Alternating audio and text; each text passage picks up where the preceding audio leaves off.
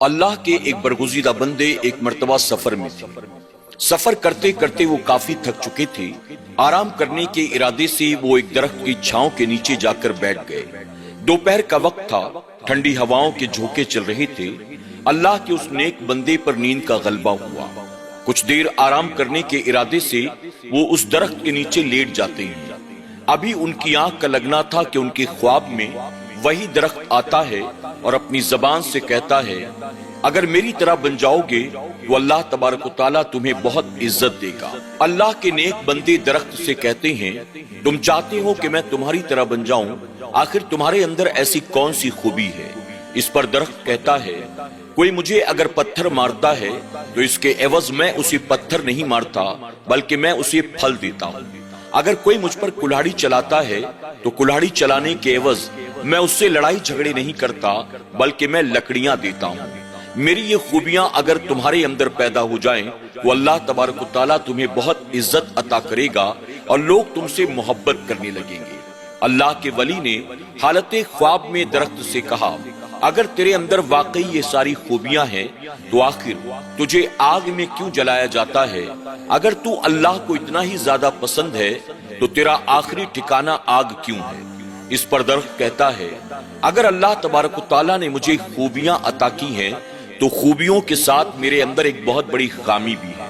مجھے آگ میں جو ڈالا جاتا ہے اپنی اسی خامی کی وجہ سے ڈالا جاتا ہے۔ اللہ کے برگزیدہ بندے فرماتے ہیں، تیرے اندر بھلا وہ کون سی خامی ہے؟ اس پر درخت کہتا ہے، میرے اندر استقامت نہیں ہے۔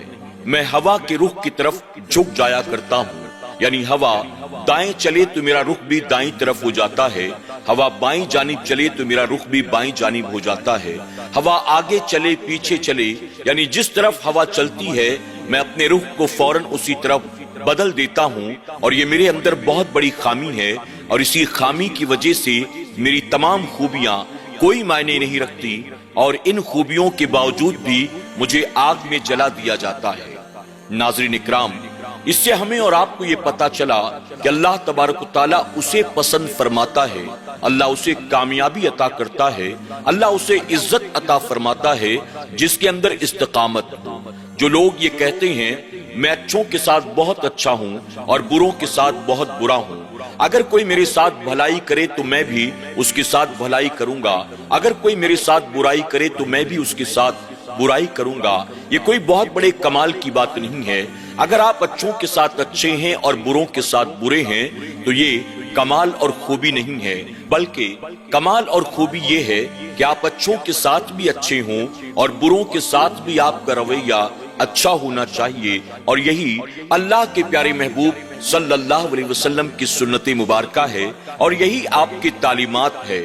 لوگ جس طرح سے وقتاً فوقتاً رنگ بدلتے رہتے ہیں، عقیدہ بدلتے رہتے ہیں، سوچ اور فکر بدلتے رہتے ہیں، لباس بدلتے رہتے ہیں، دوست احباب بدلتے رہتے ہیں، اس طرح سے ہمیں اور آپ کو ہرگز نہیں کرنا چاہیے۔ مثال کے طور پر ہم اور آپ دعویٰ کرتے ہیں محبت رسول کا، ہم اور آپ دعویٰ کرتے ہیں محبت صحابہ اور اہل بیت کا، ہم اور آپ دعویٰ کرتے ہیں اولیاء صوفیاء، اللہ کے نیک اور برگزیدہ بندوں کا، لیکن ہمارا حال کیا ہے؟ ہم کیا ان کے نقش قدم پر چلتے ہیں؟ کیا ہم نے ان کی سیرت طیبہ کو اپنایا ہے؟ کیا ہم اور آپ اپنے آپ کو ان کی طرح بنانے کی کوشش کرتے ہیں؟ بلکہ ہم اور آپ بھی زمانے کے ساتھ بدلتے رہتے ہیں، جس طرف ہوا چلتی ہے ہمارا رخ بھی اس طرف ہو جاتا ہے۔ جو ٹرینڈ دنیا میں چلتا ہے، جو فیشن دنیا میں چلتا ہے، جو اسٹائل دنیا میں چلتا ہے، ہم اور آپ اسی کو فالو کرنا شروع کر دیتے ہیں۔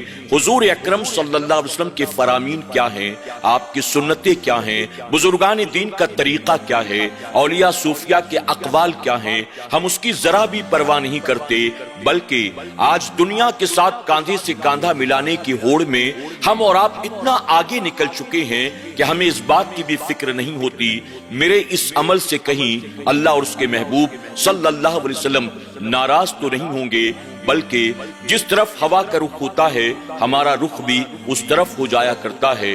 ہمیں اور آپ کو چاہیے اپنے اندر استقامت پیدا کریں، اپنے آپ کو اولیاء صوفیاء اور اللہ کے نیک بندوں کے نقش قدم پر چلانے کی کوشش کریں۔